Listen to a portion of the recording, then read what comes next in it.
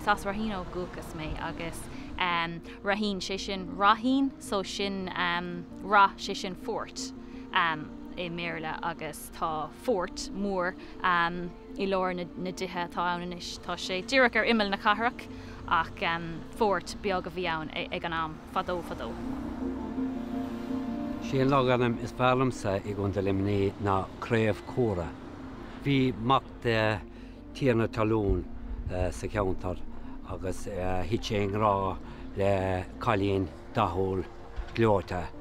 I nómós den cailín chur mac an téama talún chur sé síl nó crán óg sa talamh agus nuair a dás an crán in níos bhí bolla córás agus diasca sin tugtar craobh córa ar náid sin.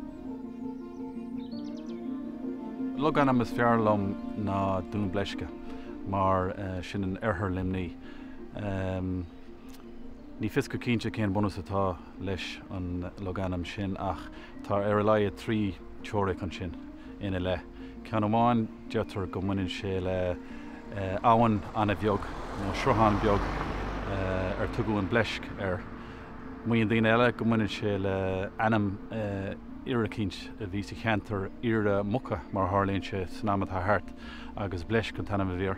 nó muoin daoine eile gur ó ben an sin gur cáil an strípi orthaí agus gur bleisc an tanam bhíorthaí san námat a thart agus gur sí ceanúil go maith nó gur fórsaí na crónach ceanúil orthaí.